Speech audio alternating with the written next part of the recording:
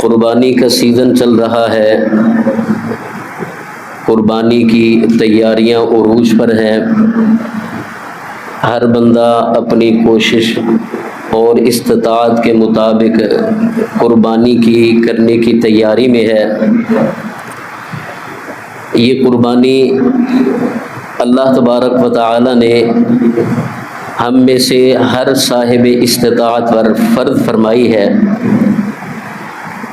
اللہ تعالیٰ نے یہ بات اپنی پاکیزہ کلام میں واضح طور پر فرمائی، فَصَلِّ لِرَبِّكَ وَانْحَرْ، اے میرے پیغمبر صلی اللہ علیہ وسلم، آپ اپنے رب کے لیے نماز پڑھیں، وانحر اور قربانی کریں۔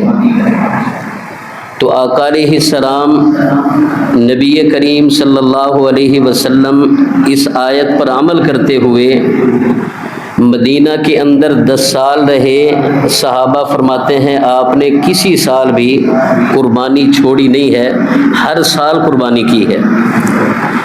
اسی طرح آپ نے ہر گھر والے کو حکم دیا کہ ہر گھر والے پر ہر سال قربانی ہے، یہ اس کے ذمے ہے۔ نبی کریم صلی اللہ علیہ وسلم کا اس انداز سے حکم دینا کہ من وجد ساعة ولم يضحي فلا يقربن مصلانا، او کما قال علیہ السلام، کہ جس کے پاس استطاعت اور گنجائش موجود ہے لیکن اس کے باوجود قربانی نہیں کرتا، فلا یقربن مصلانا، وہ ہماری عیدگاہ کے قریب نہ آئے۔ اس قدر تنبیہ فرما کر نبی علیہ السلام نے قربانی کی اہمیت کو اور فرضیت کو اجاگر کیا ہے۔ لوگ کہتے ہیں ہے تو سنت ہی نا، کر لیں ٹھیک ہے، نہ کریں تو کوئی مسئلہ نہیں ہے۔ اس قدر تنبیہ والے الفاظ یہ بات واضح کرتے ہیں کہ قربانی کے معاملے میں صاحب استطاعت آدمی کو گنجائش نہیں ہے کہ وہ چھوڑنا چاہے تو اس پر کوئی گناہ نہیں ہوگا، بلکہ اس قدر تنبیہ فرمائی کہ ہماری عیدگاہ کے قریب ہی نہ آئے۔ اس کا مسلمانوں سے تعلق ہی نہیں ہے، ہمارے متبعین سے تعلق ہی نہیں ہے، گنجائش ہونے کے باوجود جو قربانی نہیں کر رہا۔ اسی طرح نبی کریم صلی اللہ علیہ وسلم نے جب یہ دیکھا کہ لوگوں نے نماز عید سے قبل قربانی کر لی ہے، جانور ذبح کر لیے ہے، آقا علیہ السلام ان کو فرماتے ہیں کہ فَلْيَذْبَحْ مَكَانَهَا أُخْرَى، کہ اب اس جانور کی جگہ اور جانور ذبح کرو۔ جس بندے نے نماز عید سے پہلے جانور قربان کر لیے ہے، فرمایا فَلْيَذْبَحْ مَكَانَهَا أُخْرَى، اب اس کی جگہ پر اور جانور ذبح کرے۔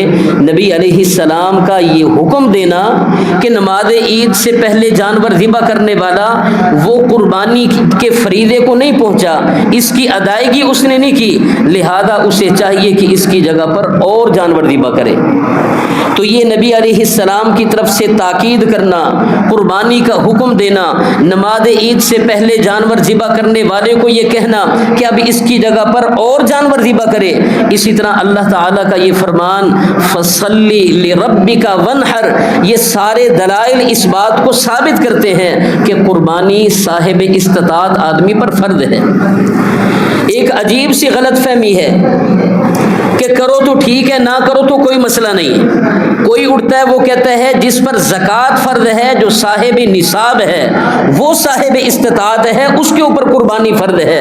تو محترم بھائیوں، قربانی یہ زکوٰۃ کے ساتھ تعلق نہیں رکھتی، یہ عشر کے ساتھ تعلق نہیں رکھتی، کوئی ذمہ دار ہے یا نہیں، کوئی مالدار ہے یا نہیں، زکوٰۃ اس کے اوپر فرض ہے یا نہیں، سونا اور چاندی اور تجارت کا سامان اس کے پاس ہے یا نہیں، جس بندے کے پاس قربانی کا جانور خریدنے کی استطاعت موجود ہے، پیارے پیغمبر علیہ السلام کا فرمان اس کو پابند کر رہا ہے کہ وہ قربانی کرے، یا قربانی نہیں کرتا تو ہماری عیدگاہ کے قریب نہ آئے۔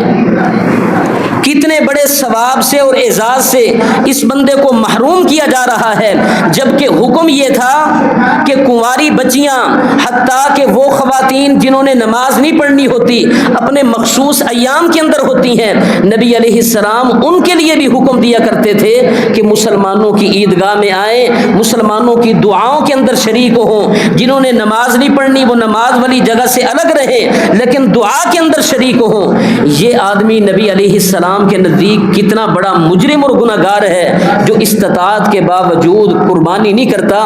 فرمایا فلا یقربن مصلانا، یہ ہماری عیدگاہ کے قریب بھی نہ آئے۔ تو یہ دلائل محترم بھائیوں قربانی کی فرضیت کو، اس کی لزومیت کو ثابت کر رہے ہیں۔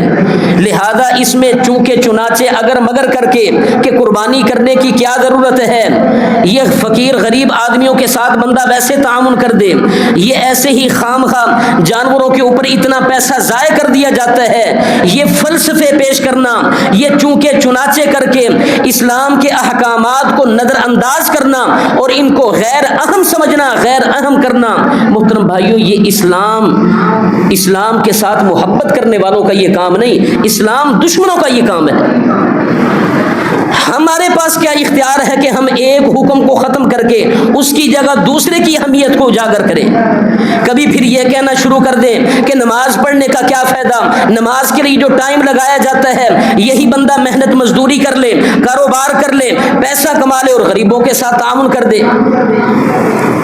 ایسے مشورہ دینے والوں کو یہ نظر نہیں آتا کہ جب لاکھوں روپے کا موبائل وہ خریدنے کے لیے جاتے ہیں اس وقت ان کو یہ ایمان سبق نہیں دیتا کہ لاکھوں روپے کا موبائل خریدنے کی بجائے یہی پیسہ نادار لوگوں کے اوپر خرچ کیا جائے، یہی پیسہ غرباء اور مساکین کے اوپر، حاجت مندوں کے اوپر خرچ کیا جائے۔ جب ایسے مشورہ دینے والوں کو مکان بنانے کی ضرورت پیش آتی ہے اس وقت اس کے اوپر لاکھوں روپیہ، اربوں روپیہ بے جا خرچ کر دیا جاتا ہے، اسراف اور فضولیات سے کام لیا جاتا ہے۔ وہاں اس وقت یہ بات ذہن میں نہیں آتی کہ اتنے سارے کمرے بنانے کی بجائے، اتنی جناب اس کی تزئین و آرائش کرنے کی بجائے، اتنا اس کے اوپر پیسہ کھپانے کی بجائے مناسب گزارے کے لائق مکان بنا لیا جائے اور باقی پیسہ غرباء مساکین کے اوپر خرچ کیا جائے۔ لباس کے اوپر خرچ کرتے ہوئے نظر نہیں آئے گا، موبائل پر خرچ کرتے ہوئے نظر نہیں آئے گا، مکان بناتے ہوئے خرچ کرتے ہوئے نظر نہیں آئے گا، شادی بیاہ کی تقریبات پر فضولیات کرتے ہوئے نظر نہیں آئے گا۔ نظر آتا ہے تو یہاں کہ قربانی کرنے کا کیا فائدہ؟ کوئی اٹھتا ہے کہتا ہے حج کرنے کا کیا فائدہ؟ لاکھوں روپیہ وہاں خرچ کیا جاتا ہے، یہ غرباء مساکین کے ساتھ تعاون کیا جائے۔ نہیں محترم بھائیوں، غرباء مساکین کے ساتھ تعاون کا شریعت نے حکم دیا ہے، اس کی صورتیں بھی بیان کر دی ہیں۔ یہ ہمیں اختیار نہیں دیا کہ تم اپنی مرضی سے کسی فریضے کو ساقط کر دو اور اپنی مرضی سے اپنی ترجیحات کے مطابق لوگوں کے ساتھ تعاون، غرباء مساکین کے ساتھ تعاون کرنا شروع کر دو۔ اسلام نے زکوٰۃ کو فرض کیا ہے، فرضی زکوٰۃ کی ادائیگی مسلمان صاحب نصاب پر فرض ہے، نفلی صدقات کی ترغیب دی ہے۔ یہ اللہ کا قرآن ہی ہے جو کہتا ہے میرے نام پر خرچ کرو، یہ میرے ذمہ قرض ہوگا۔ من ذا الذی یقرض اللہ قرضا حسنا، کون ہے جو اللہ کو قرض حسنہ دے؟ رب کے نام پر دینے والا اللہ اس کو اپنے ذمے قرض لیتے ہیں، فرماتے ہیں فَيُضَاعِفَهُ لَهُ أَضْعَافًا كَثِيرًا، میں کئی گنا بڑھا چڑھا کر اس بندے کو واپس کروں گا، یہ میرے ذمے قرض ہے۔ اللہ نے خرچ کرنے کی، غرباء مساکین کے ساتھ تعاون کرنے کی کتنی صورتیں رکھی ہیں، تو لہذا یہ شیطان کا پڑھایا ہوا سبق ہے کہ جانور خریدنے کی کیا ضرورت ہے، قربانی کرنے کی کیا ضرورت ہے۔ حقیقت یہ ہے اگر اس قربانی کو ہی دیکھا جائے تو یہی قربانی سب سے زیادہ غریبوں کو، مسکینوں کو فائدہ پہنچاتی ہے۔ سال کے بعد بہترین، صحت مند، زبردست، طاقتور گوشت ان غرباء مساکین کے منہ میں جاتا ہے جو سال بھر اتنا اچھا گوشت یہ کھانے کے لائق نہیں ہوتے۔ صدقے میں اگر کوئی دیتا ہے تو چھیسڑے میسڑے اٹھا کے غیر معیاری گوشت اٹھا کے ان کو دے دیتا ہے، لیکن یہ قربانی کا اتنا معیاری گوشت ہوتا ہے جو ان غرباء مساکین تک پہنچتا ہے۔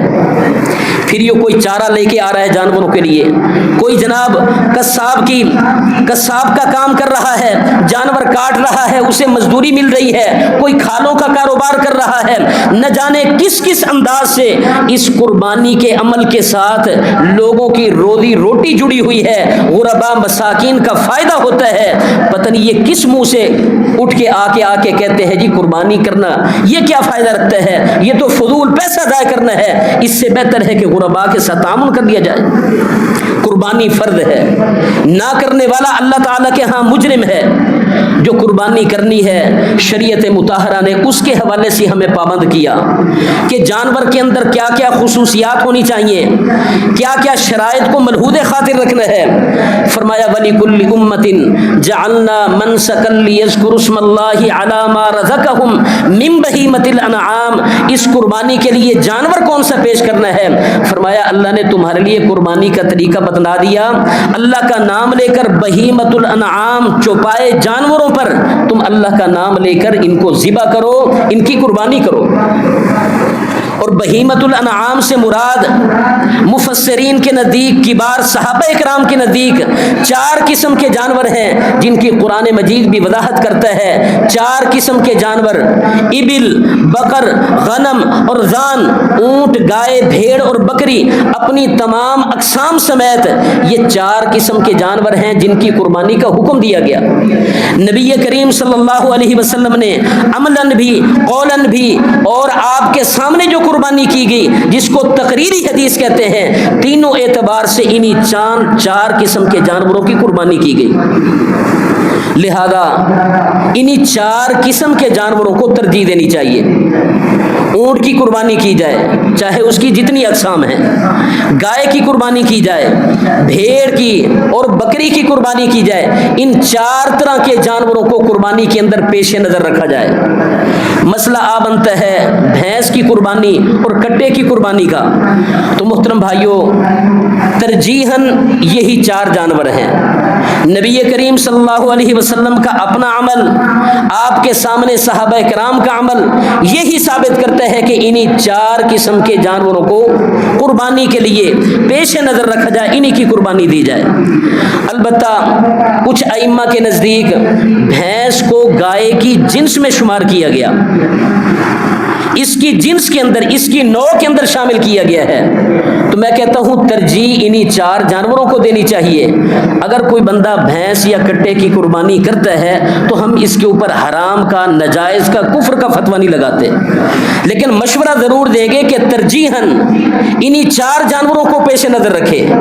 اگر کوئی کر لیتا ہے تو یہ فتویٰ بھی بعض ائمہ کا، علماء کا موجود ہے کہ یہ بھینس گائے کی اقسام میں سے ہے، لہذا اس کی قربانی کرنا ناجائز اور حرام نہیں ہوگا۔ میں پھر کہتا ہوں ترجیح انہی 4 جانوروں کو دینی چاہیے جن کا نبی کریم صلی اللہ علیہ وسلم نے خود بھی عمل کیا اور حکم بھی دیا اور آپ کے سامنے بھی عمل کیا گیا۔ اگلا مسئلہ، یہ جو جانور ہم نے قربان کرنا ہے اس کی عمر کتنی ہونی چاہیے؟ نبی کریم صلی اللہ علیہ وسلم نے پابند کر دیا ہے یہ الفاظ بول کر، فرمایا لا تذبحوا الا مسنہ، جانور قربانی کے لیے نہیں ذبح کرنا، منع کر دیا ہے، الا مسنہ، سوائے مسنہ جانور کے۔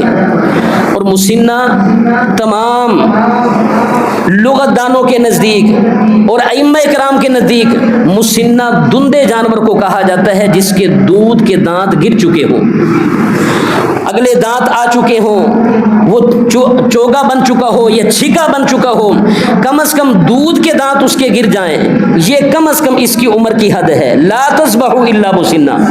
ہاں ایک صورت دی گئی ہے رعایتی، فرمایا الا ان یعسر علیکم فتذبحوا جذعۃ من الظان، اگر تمہیں دندہ جانور نہیں ملتا، اونٹ میں، گائے میں، بھیڑ بکری میں دندہ جانور نہیں مل رہا تو پھر صرف اور صرف بھیڑ کا جزا تم اس کی جگہ ذبح کر سکتے ہو۔ اور امام نووی رحمۃ اللہ علیہ مسلم شریف کی شرح لکھتے ہوئے فرماتے ہیں راجح قول کے مطابق، صحیح ترین قول کے مطابق جزا سے مراد 1 سال کا جانور ہے۔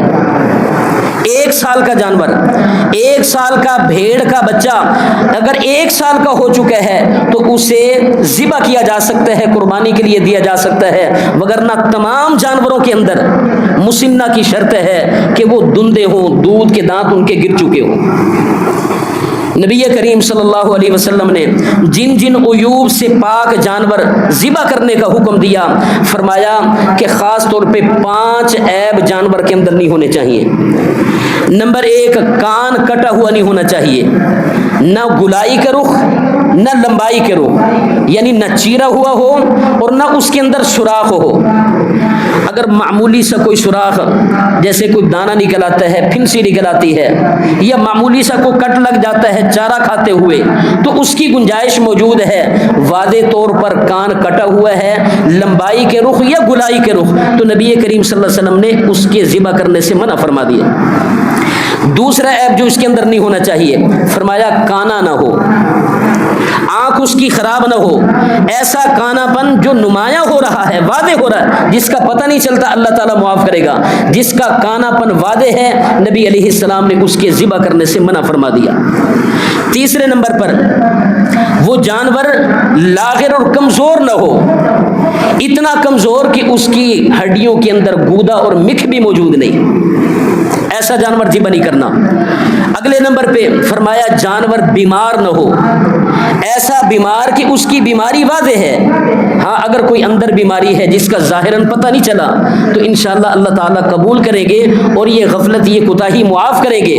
اگر ایسی بیماری موجود ہے جو ظاہر ہے تو ایسی بیماری والا جانور قربانی کے لیے پیش نہیں کیا جا سکتا۔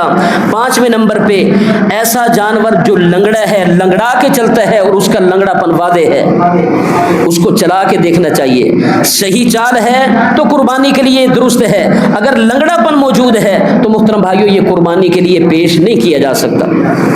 بعض بھائی سوال کرتے ہیں کہ جانور ہم نے لیا، بڑے ذوق شوق سے لیا، بڑا پیسہ خرچ کر کے لیا، چاہتوں محبتوں کے ساتھ لیا، لیکن جب ہم قربانی کے لیے اسے لٹانے لگے تو اس وقت اس کی ٹانگ ٹوٹ گئی، اس کی پسلی ٹوٹ گئی، اس کا فلاں مسئلہ بن گیا۔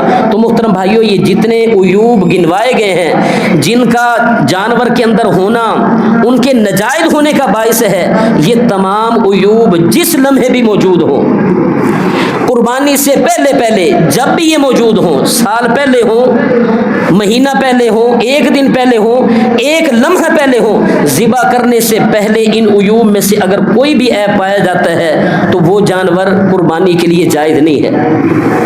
اللہ تعالیٰ آپ کی نیت کی، آپ کے جذبات کی قدر کرنے والا ہے، آپ کے پاس سکت نہیں ہے اس کے متبادل جانور خریدنے کی، انشاءاللہ اللہ تعالیٰ کے ہاں آپ کا اجر ثواب کھڑا ہے۔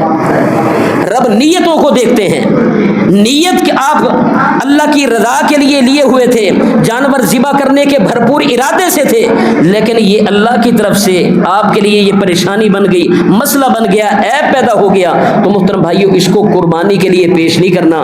اگر متبادل جانور خرید سکتے ہیں، قربانی کر سکتے ہیں تو انشاءاللہ آپ کے لیے اجر موجود ہے، باقیوں سے زیادہ اجر موجود ہے۔ اگر نہیں کر سکتے تو آپ کی نیت اور اخلاص کی قدر کرتے ہوئے انشاءاللہ اللہ تعالیٰ آپ کو قربانی کا ثواب دے دیں گے۔ قربانی کے جانور کے حوالے سے ایک خاص طور پہ زیر بحث بات ہوتی ہے کہ خصی جانور قربان کیا جا سکتا ہے یا نہیں۔ تو محترم بھائیوں قربانی کے جانور میں خصی ہونا یہ عیب نہیں ہے، عیب وہی ہے جس کو نبی کریم صلی اللہ علیہ وسلم نے عیب بتلا دیا۔ خصی ہونا عیب نہیں ہے، بلکہ اگر دیکھا جائے تو خصی جانور کا گوشت باقی جانوروں کی نسبت زیادہ لذیذ اور اچھا ہوتا ہے، اور خود نبی کریم صلی اللہ علیہ وسلم نے خصی جانور کی قربانی کی ہے، تو لہذا خصی ہونا یہ عیب نہیں ہے۔ حاملہ جانور جان بوجھ کے آپ قربانی نہ کریں، لیکن اگر جانور ذبح کر لیا ہے، پتہ نہیں چلا، اس کے پیٹ سے بچہ نکل آیا ہے، تو ایسے جانور کی قربانی بھی قبول ہے۔ اس کے اندر سے جو بچہ نکلا ہے اگر وہ زندہ ہے تو اس کو ذبح کر لیں، اگر زندہ نہیں ہے، وہ فوت ہو گیا اندر، تو اس کی ماں کا ذبیحہ اس بچے کا ذبیحہ ہے۔ اگر دل تسلیم کرتا ہے، طبیعت مانتی ہے، اس بچے کا گوشت بھی آپ کھا سکتے ہیں، دل نہیں مانتا تو شریعت مجبور نہیں کرتی۔ یہ جانور کے حوالے سے نبی کریم صلی اللہ علیہ وسلم نے خاص طور پہ خصوصیات اور شرائط ذکر کی جن کو ہم نے ملحوظ خاطر رکھنا ہے۔ اسی طرح جانور کا سینگ بھی ٹوٹا ہوا نہیں ہونا چاہیے، معمولی اگر گھس گیا ہے، اوپر سے خول اتر گیا ہے، یہ ایک الگ بات ہے، سینگ اس کا ٹوٹا ہوا نہیں ہونا چاہیے، اس کو بھی شریعت نے عیب گردانا ہے۔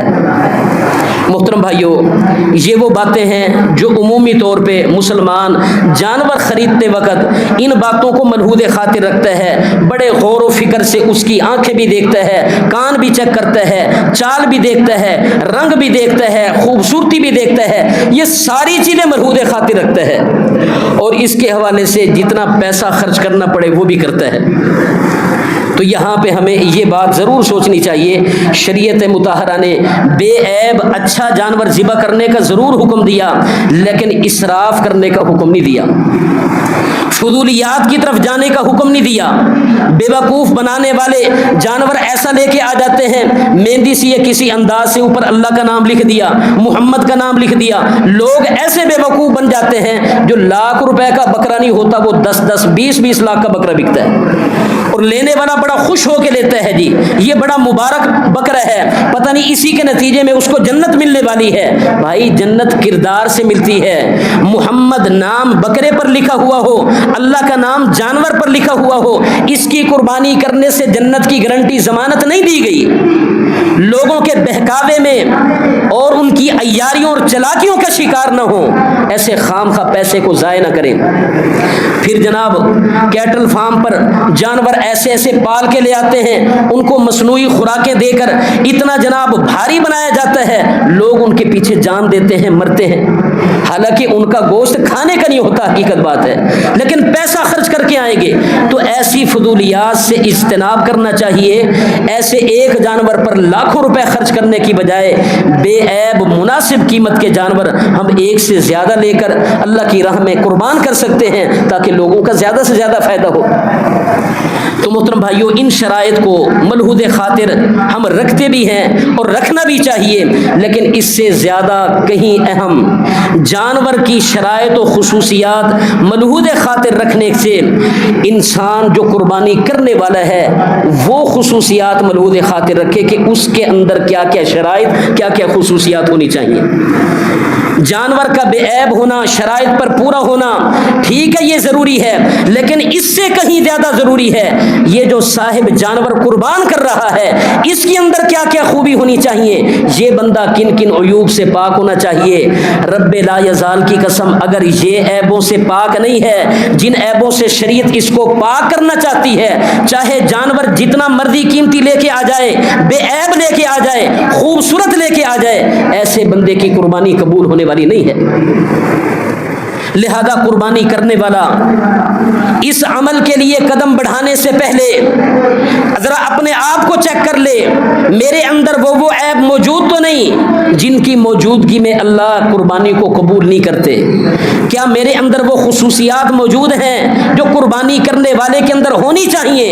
تو آئیے محترم بھائیوں، قربانی کرنے والے کی پہلی خصوصیت یہ ہونی چاہیے کہ یہ بندہ موحد ہو، عقیدہ توحید بلا شرکت غیر اپنانے والا ہو، شرک کی ذرا برابر بھی اس کے اندر آمیزش نہیں ہونی چاہیے، خالصتاً اللہ پر ایمان رکھنے والا ہو، رب کو اس کی ذات میں، اس کی صفات میں، اس کی عبادات میں، شریعت کی بات میں کسی کو شریک نہ کرنے والا ہو۔ اللہ وحدہ لا شریک ہے، نہ اس کی ذات میں کوئی شریک ہے، نہ اس کے اوصاف حمیدہ میں کوئی شریک ہے، نہ اس کی عبادات کے اندر کوئی شریک ہے، اور نہ ہی شریعت سازی میں اس کا کوئی شریک ہے۔ وہ وحدہ لا شریک ہے، ساری کائنات کا نظام چلانے والا، پیدا کرنے والا، اپنی مخلوق کو روزی دینے والا، رزق کے اندر کمی کرنے والا، اضافہ کرنے والا، اعتدال پیدا کرنے والا، ساری کائنات کا مکمل نظام چلانے والا ایک اللہ ہے۔ جب تک رب کے بارے میں عقیدہ توحید نہیں پیدا ہوتا، عقیدہ کھڑا نہیں ہوتا، ایسے غیر موحد آدمی کے جانور قربانی کے رب کے ہاں قبولیت کے کسی درجے پر نہیں پہنچ سکتے۔ اللہ نے یہی بات قربانی کا حکم دیتے ہوئے ارشاد فرمائی وَلِكُلِّ أُمَّةٍ جَعَلْنَا مَنْسَكًا لِيَذْكُرُوا اسْمَ اللَّهِ عَلَى مَا رَزَقَهُم مِّن بَهِيمَةِ الْأَنْعَامِ فَإِلَٰهُكُمْ إِلَٰهٌ وَاحِدٌ۔ اللہ نے فرمایا قربانی کا طریقہ ہم نے سب کے لیے مقرر کیا، ہر امت کے لیے بنایا۔ اللہ کا نام لے کر چوپائے جانوروں کو ذبح کر دو رب کے نام پر، لیکن یہ بات یاد رکھنا فَإِلَٰهُكُمْ إِلَٰهٌ وَاحِدٌ، تمہارا الہ ایک ہی الہ ہے۔ الہ صرف یہ نہیں کہ وہی الہ جس کی عبادت کی جائے، نہیں، الہ اپنے معنی مفہوم کے اندر بڑا وسیع ہے۔ الہ کے اندر مشکل کشا کے معنی بھی آتے ہیں۔ الہ تمہارا صرف ایک ہے، لا الہ الا اللہ، کوئی الہ نہیں، یعنی کوئی مشکل کشا نہیں، کوئی حاجت روا نہیں، کوئی زمین و آسمان کے نظام کو چلانے والا نہیں، کوئی ہوائیں چلانے والا نہیں، کوئی بادل لانے والا نہیں، کوئی بارش برسانے والا نہیں، کوئی خشکیوں اور تریوں کے اندر انسان کی مدد کرنے والا نہیں، بے چین حال کی کوئی دعا قبول کرنے والا نہیں، پریشان حال کی پریشانی کوئی دور کرنے والا نہیں، بیماریوں سے کوئی جان چھڑانے والا نہیں، زمین و آسمان کے نظام کو کوئی چلانے والا نہیں، سورج کو کوئی چلانے والا نہیں، دن کو کوئی لانے والا نہیں، رات کو کوئی لانے والا نہیں، یہ سارے کام کرنے والا جو ہے وہ اللہ ہے اور وہی الہ ہے۔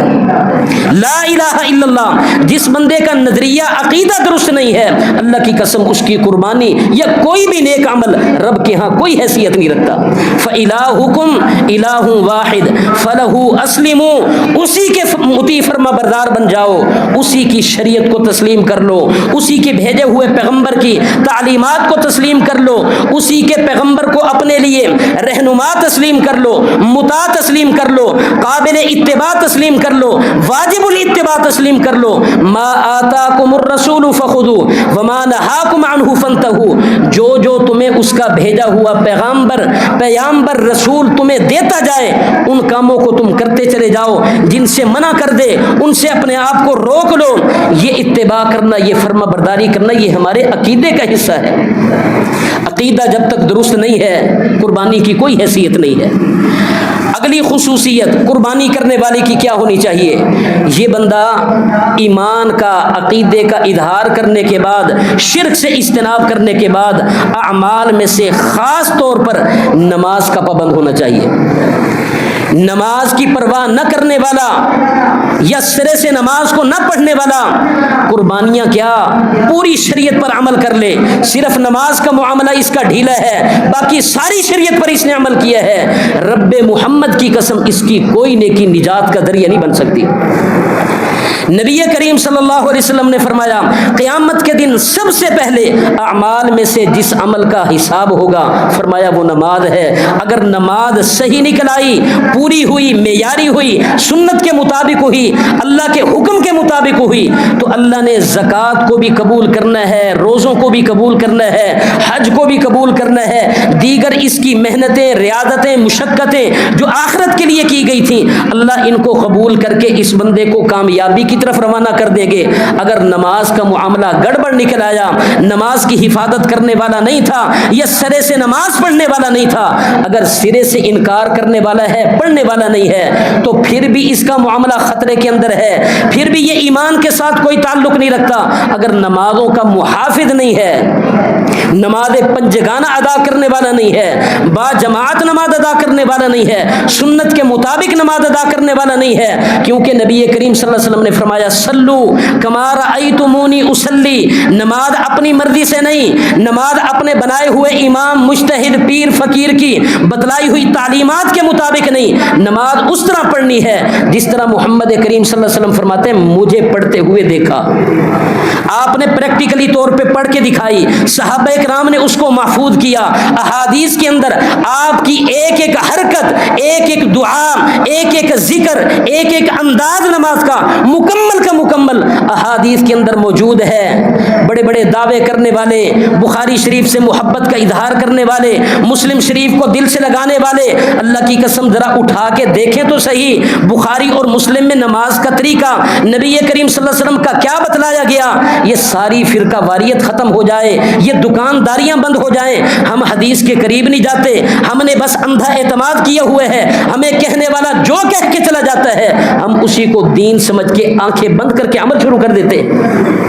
یہ دین کا معاملہ یہ کوئی یتیم نہیں ہے, یہ کوئی بیچارہ نہیں ہے, یہ حقیقت بات ہے. ان جاءکم فاسق بنبأ فتبینوا. دنیا کا معاملہ بھی ہو, شریعت حکم دیتی ہے ایک کی بات سن کے یقین نہیں کر لینا, معاملے کی تحقیق کرنی ہے. جب دین کا معاملہ ہے تو یہ ذمہ داری کہیں اور زیادہ بڑھ جاتی ہے. صرف چمکتی ہوئی داڑھی کو دیکھ کے, کریم لگائے ہوئے سفید چہرے کو دیکھ کے آپ اس کو جناب نورانیت محسوس کر کے بڑے عرصے سے دین کی خدمت کرتا چلا آ رہا ہے.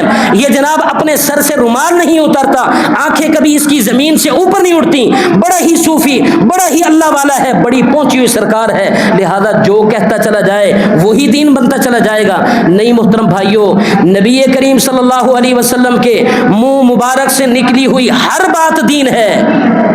آپ کے علاوہ رب نے کسی کو یہ مقام نہیں دیا کہ اس کے منہ سے نکلی ہوئی ہر بات دین بن جائے, ہر بات صحیح ہو, ہر بات واجب الاتباع ہو. یہ اتھارٹی معیار تو اللہ نے پیغمبر کے صحابہ کو نہیں دیا. آپ کے صحابہ سے بڑھ کے اور کون شان والا ہو سکتا ہے؟ لہذا بڑی احتیاط کی ضرورت ہے. آنکھیں بند کرنے کا یہ مقام نہیں ہے. شریعت کے معاملے میں آپ جو بھی عبادت کر رہے ہیں, جو بھی عمل کر رہے ہیں, پہلے اس کی تحقیق کریں, تسلی کریں. آباء و اجداد کے انداز کو دیکھنا, رسم و رواج کو دیکھنا, ماحول معاشرے کو دیکھنا, یہ کوئی حق بات کی دلیل نہیں ہے. حق بات کی دلیل قرآن اور حدیث کے اندر موجود ہے. نماز جس طریقے سے پڑھ رہے ہیں, میری بات نہ مانے کہ تم غلط پڑھ رہے ہو, جیسے میں بتاؤں ویسے پڑھنا شروع کرو. نہیں محترم بھائیوں, آپ تسلی کر لیں, نماز کا جو طریقہ میرا ہے, جہاں پہ میں ہاتھ باندھتا ہوں, جہاں پہ میں ہاتھ رکھتا ہوں, جیسے میں دعائیں پڑھتا ہوں, رکوع سجود کا جو میرا طریقہ ہے, آپ اس کو ٹیلی کریں قرآن اور حدیث سے. اگر آپ کی بات, آپ کا عمل قرآن اور حدیث کے ساتھ ٹیلی کرتا ہے, ملتا ہے, آپ کسی کی بات کو خاطر میں نہ لائیں, چاہے وہ جتنی قسمیں اٹھانے والا ہو. لیکن بھیڑ چال نہ چلے کہ میرے ماں باپ ایسے تھے, ہمارا خاندان ایسے ہے, اکثریت لوگوں کی ایسے ہے, ماحول معاشرے کے اندر ایسا, تم تو چند ایک ہو, اتنے سارے, یہ سارے غلط ہیں. محترم بھائیوں, زیادہ تعداد حق بات کی دلیل نہیں ہوا کرتی. خدا کے لیے آنکھیں کھولنے کی ضرورت ہے. دشمن کے بڑے بڑے انداز سے ہمارے اوپر وار ہیں, دین اسلام سے ہمیں دور کرنے کی سازشیں ہیں. یہ مختلف طریقے اختیار کر کے فرقہ واریت کی نفرت ہمارے اندر پیدا کر کے اس انداز سے بھی اس نے ہمیں حق سے دور کیا, قرآن اور حدیث سے دور کیا, کہیں بے حیائی کا فتنہ پھیلایا. مختلف یلغاریں ہم پر ہیں. ہماری ذمہ داری ہے کہ ہم اپنا تعلق دین کے ساتھ مضبوط بنائیں. محض بھیڑ چال سے دین نہیں آتا, محض اس کے اوپر چلنے سے جنت حاصل ہونے والی نہیں ہے. صحابہ کرام نے مارے کھائی ہیں, مشقتیں برداشت کی ہیں, قربانیاں پیش کی ہیں. اگر بھیڑ چال کا نام جو سمجھ آ گیا بس اس کا نام دین ہوتا تو مکہ کے اندر کوئی بھی کافر بے ایمان نظر نہ آتا. اپنی منمانی سے دین ملتا ہوتا, جنت ملتی ہوتی, تو نبی کریم صلی اللہ علیہ وسلم کی مخالفت میں, مقابلے میں کوئی کافر نہ آتا. بڑی ذمہ داری کی ضرورت ہے, بڑے احساس کی ضرورت ہے. تو میں عرض کر رہا تھا, قربانی کرنے والے کے اندر یہ دوسری خصوصیت ہونی چاہیے کہ وہ نماز کا پابند ہو. بے نماز آدمی ہے, اللہ کی قسم کوئی قربانی قبول نہیں.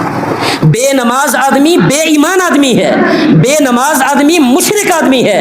فرمایا اقیم الصلاۃ ولا تکونوا من المشرکین, من ترک الصلاۃ متعمدا فقد کفر. فرمایا نبی کریم صلی اللہ علیہ وسلم نے, جس نے نمازوں کی حفاظت نہ کی, کل قیامت کے دن اس کے پاس کوئی نور نہیں ہوگا, کوئی ایمان کی دلیل اور حجت نہیں ہوگی, اور یہ بندہ انجام کے لحاظ سے فرعون, قارون, حامان کے ساتھ کھڑا ہوگا. جو انجام ان بدبختوں کا ہے وہی انجام اس کلمہ گو بے نمازی کا, جو نمازوں کی حفاظت کرنے والا نہیں ہے. ہمارے پاس نماز کے علاوہ ایمان کا ثبوت ہے ہی کیا؟ اس کے علاوہ ہمارے پاس کوئی ثبوت نہیں. یہ ہے وہ معیار کسوٹی جس سے ہم اپنا ایمانی لیول چیک کر سکتے ہیں. میں کتنا مومن ہوں, کتنا مخلص ہوں, رب کے ہاں میری کتنی قدر ہے, ذرا چیک کر لے میرا نمازوں کے ساتھ, مسجد کے ساتھ تعلق کتنا ہے. نبی کریم صلی اللہ علیہ وسلم نے فرمایا, بڑی ہی چونکا دینے والی حدیث ہے, فرمایا من ترک صلاۃ العصر فقد حبط عمله, او کما قال علیہ السلام, جس نے عصر کی نماز چھوڑ دی, فرمایا اس کے سارے عمل برباد ہو گئے. ایک عصر کی نماز چھوڑنے والا اپنی نیکیوں سے محروم ہو جاتا ہے، نہ حج کسی کھاتے کے، نہ روزے کسی کھاتے کے، نہ صدقات و خیرات، نہ فلاحی کام، نہ NGO، کوئی کام اس کے کسی کھاتے کا نہیں ہے۔ ایک عصر کی نماز کو چھوڑنے والا فقد حبط عملو، اس کے سارے عمل برباد ہو گئے۔ اور جو بندہ ایک نہیں کئی نمازیں چھوڑ دے، روزانہ کی بنیاد پہ چھوڑے، محترم بھائیو جذباتی باتیں نہیں، حقیقت بات ہے، اپنے ایمان کو اپنے زندگی کو بچانے والی باتیں عرض کر رہا ہوں، درد دل آپ کے سامنے رکھ رہا ہوں۔ اگر نمازوں کی ہمارے اندر پابندی نہیں ہے تو نہ کریں قربانیاں، نہ دیگر عبادات کی طرف جائیں، سب سے پہلے اپنے اسی معاملے کو ٹھیک کریں۔ اسلام کے ایمان کے اظہار کے بعد جس کا سب سے پہلے حکم ہے، حالت جنگ میں بھی جس کی معافی نہیں ہے، حج میں بھی معافی نہیں ہے، کسی بھی مشکل سے مشکل حالت کے اندر بھی نماز کی معافی نہیں ہے، تو ہم کس بنیاد پر کس منہ سے اس نماز کو چھوڑ کے مطمئن بیٹھے ہیں اور اپنے مومن ہونے پر ہمیں فخر بھی بڑا ہے؟ کوئی بات کر کے تو دیکھے، ہم اس کو جہنم کے غوطے لگوا کے آ جائیں گے، اپنے آپ کو پکا مومن مسلمان ثابت کر کے دکھائیں گے، پلے ایمان نہیں ہے، پلے نماز نہیں ہے۔ یہ صرف زبان سے یا خواہشات سے محترم بھائیو جنت ملنے والی نہیں ہے۔ یہاں چلتر بن کے ہوشیار بن کے ہم کسی کا منہ بند کروا دیں تو اللہ کے ہاں یہ چیز ہمیں نجات نہیں دے سکتی۔ نماز کا پابند بنے اگر قربانی قبول کروانی ہے۔ تیسرے نمبر پہ رزق حلال سے قربانی کا جانور خرید کے لائیں، سود سے، رشوت سے، حرام کمائی سے، دھوکے اور فراڈ سے اگر جانور لے کے آئے ہیں، اربوں کھربوں روپیہ خرچ کر دیا ہے، لائنیں لگا دی ہیں جانوروں کے ذبح کرنے کی، ندیاں بہا دی ہیں خون کی، گوشت کے جناب ٹیلے بنا دیے تم نے، رب کے ہاں کوئی حیثیت نہیں رکھتی اس قربانی کی۔ لن ینال اللہ لحومها ولا دماؤها ولکن ینالہ التقوی منکم، اللہ تمہارے اندر کو تبدیل کرنا چاہتا ہے، رب اپنی دھاک تمہارے دل میں بٹھانا چاہتا ہے، تمہارے دلوں میں رب کا خوف آئے، عاجزی انکساری آئے، رب کی اطاعت و فرما برداری آئے۔ اگر تقوی کی کیفیت پیدا ہوتی ہے، رزق حلال کا خریدا ہوا جانور ہے تو اللہ کے ہاں قبول ہے، ورنہ قبولیت کی امید نہ رکھی جائے۔ نبی کریم صلی اللہ علیہ وسلم فرماتے ہیں، بندہ بڑا دور کا سفر کر کے جاتا ہے، پراگندہ حالت ہے، اجڑے ہوئے بال ہیں، میلے کچیلے کپڑے ہیں، لمبا دور دراز کا سفر کر کے اللہ کے گھر میں پہنچتا ہے، ہاتھ لمبے کر کر کے دعائیں مانگتا ہے۔ اللہ فرماتے تیری دعا کہاں سے قبول ہو؟ کھانا تیرا حرام کا، پینا تیرا حرام کا، پہننا تیرا حرام کا، سب کچھ تیرا حرام کا، تو آیا ہے مانگنے کے لیے، عبادت کرنے کے لیے، کہاں تیری عبادت قبول ہو؟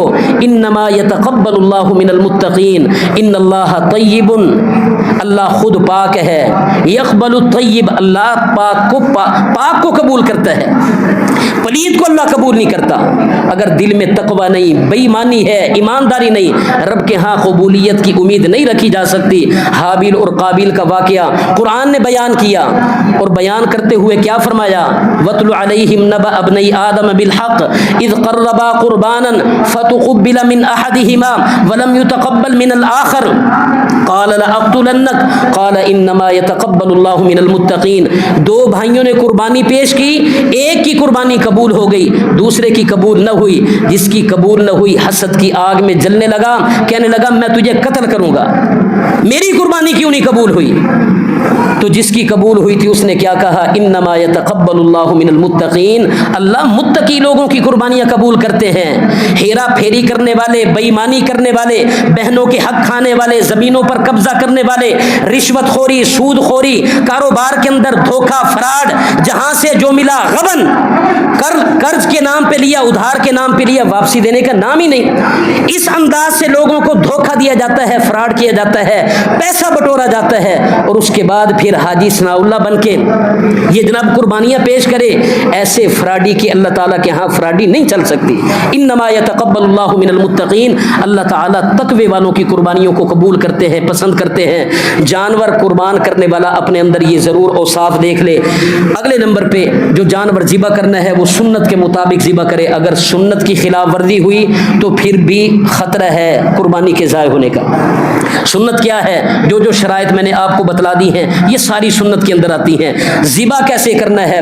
ذبح موحد آدمی خود ہی کرے جانور ذبح، اگر خود نہیں کر سکتا تو کسی موحد آدمی سے ذبح کروائے۔ بسم اللہ واللہ اکبر کہتے ہوئے، جانور کا رخ قبلے کی طرف کرتے ہوئے، اسے جناب بائیں پہلو پر لٹاتے ہوئے، اس کی گردن پر پاؤں رکھتے ہوئے اللہ کا نام لے کر اس کو ذبح کریں۔ اور جب ذبح کرنا ہے تو ذبح کرنے کے بعد رگے حیات کاٹ کے اس کو چھوڑ دینا ہے تاکہ یہ خوب ہاتھ پاؤں مارے، تڑپے، تاکہ جسم کے ایک ایک کونے خدرے سے خون کا ایک ایک قطرہ اس کا جناب باہر نکل جائے۔ یہ خون کا جانور کے جسم سے باہر نکلنا یہ انسان کے لیے صحت کا ذریعہ ہے، فائدے کا ذریعہ ہے، اور خون جتنا جسم کے اندر رہے گا جانور کے یہ انسان کے لیے نقصان کا ذریعہ ہے، اس لیے ذبح کرنے کا حکم دیا۔ تو جو قصاب ذبح کرتے ہوئے وہ چھری کی نوک مار کے اس کا حرام مغز کاٹتے ہیں، جس کی وجہ سے جانور کو ایک دفعہ جھٹکا لگتا ہے اور اس کے بعد بالکل ٹھنڈا ہو جاتا ہے، یہ بالکل ناجائز اور غلط طریقہ ہے، یہ جانور کو حرام کرنے کا طریقہ ہے، ایسا بالکل نہیں کرنے دینا۔ قصاب اپنی مزدوری کے چکر میں جلد بازی میں یہ کام کر کے پھر اگلی طرف ایسا کام بالکل نہیں کرنے دینا، اور نہ ہی گردن کو ذبح کرتے ہوئے الگ کرنا ہے، کیونکہ اس سے بھی ذبح کرنے کا مقصد پورا نہیں ہوتا۔ اسی طرح جانور کو ذبح کرنا مرد کے لیے بھی حلال ہے، عورت بھی ذبح کر سکتی ہے، کوئی اور ذبح کرنے والا نہیں ہے تو عورت بھی ذبح کر سکتی ہے۔ جانور جو ذبح کرنا ہے اللہ تعالیٰ کا نام لے کر، پھر اس کا جو گوشت ہے یہ گوشت خود بھی کھائیں، سٹور بھی کر سکتے ہیں، جو سوال کرنے والے ہیں ان کو بھی دیں، جو سوال نہیں کرنے والے ان کو بھی دیں۔ تھوڑا اپنے پاس رکھا ہے زیادہ خرچ کر دیا کوئی حرج بڑی بات نہیں، زیادہ اپنے پاس رکھا ہے تھوڑا خرچ کیا شریعت نے اس کی بھی گنجائش دی ہے، لیکن اس بات کو ضرور ملحوظ خاطر رکھا جائے کہ کام کی بوٹیاں اپنے فریزر کے اندر اور باقی غربا مساکین کے اندر، تو یہ اللہ کے نام پہ جو دیا ہے، جس کے نام پہ ہم دے رہے ہیں اس کی ذات کو سامنے رکھیں، اس کی ذات کو سامنے رکھے ہوئے بہترین اللہ کی راہ میں خرچ کریں، تاکہ ہمارا یہ دیا ہوا ہماری آخرت کی مشکلات کو حل کرنے اور آسان کرنے کا ذریعہ بن جائے۔ تو جانور کے حوالے سے یہ چیزیں خاص طور پر اپنے پیش نظر رکھنی ہے، اللہ تبارک و تعالی عمل کرنے کی توفیق عطا فرمائے۔ قربانی کے حوالے سے ایک دو باتیں۔ بعد بھائی قربانی کا بڑا جانور جب ذبح کرتے ہیں تو اس میں کچھ حصے چھوڑ دیتے ہیں کہ ہمارے جن بچوں کے عقیقے نہیں ہوئے یہ عقیقے اس میں ہو جائیں گے، تو بڑے جانور کے اندر حصہ رکھنا عقیقے کی خاطر یہ بالکل ہی درست نہیں ہے۔ عقیقے کے لیے نبی کریم صلی اللہ علیہ وسلم نے چھوٹے جانور کا حکم دیا ہے، بھیڑ یا بکری میں سے۔ گائے اور اونٹ میں عقیقے کا حکم نہیں ہے، نہ آپ نے حکم دیا ہے نہ آپ کے سامنے ایسا کام کیا گیا ہے، تو حکم جس چیز کا ہے وہی جانور قربان کیا جائے۔ بڑے جانور کے اندر اگر آپ حصہ رکھیں گے یہ عام صدقہ خیرات تو ہو جائے گا، عقیقہ نہیں ہو سکتا۔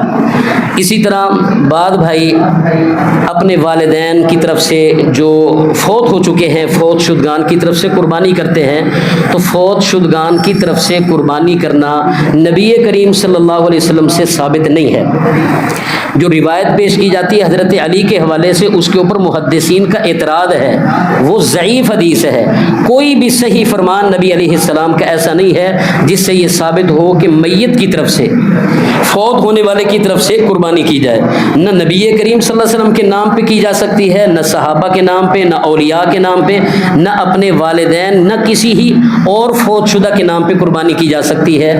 اولاد جب نیک کام کرتی ہے، چاہے نماز پڑھے، دعا کرے، قرآن پڑھے، قربانی کرے، اولاد کی نیکی میں سے والدین کو بھی حصہ ملتا ہے، اس کے کہنے کی ضرورت ہی نہیں ہے۔ تو نماز پڑھے، دعا کرے، قربانی خلوص نیت سے حلال کمائی سے کریں، انشاءاللہ آپ کے والدین اگر موحد تھے دنیا سے رخصت ہو چکے ہیں تو آپ کی نیکی میں سے ان کو بھی برابر کا اجر مل رہا ہے، اسپیشلی طور پہ ان کے لیے قربانی نہیں کی جا سکتی۔ نماز عید انشاءاللہ اس مسجد کے اندر 6:30 بجے ادا کی جائے گی، تو تمام بھائی بر وقت تشریف لائیں۔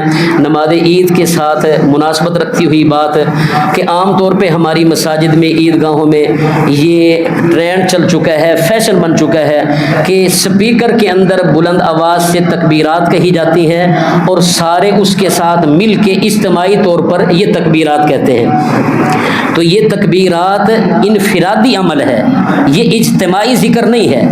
ہر بندہ اپنی جگہ پہ بیٹھ کے چلتے پھرتے بیٹھتے ہوئے تکبیرات پڑھتا رہے، آہستہ آواز میں پڑھے، بلند آواز سے پڑھے، اس نیت سے پڑھے کہ میں بلند آواز سے پڑھوں گا، سن کر کوئی اور بھی پڑھنا شروع کر دے گا۔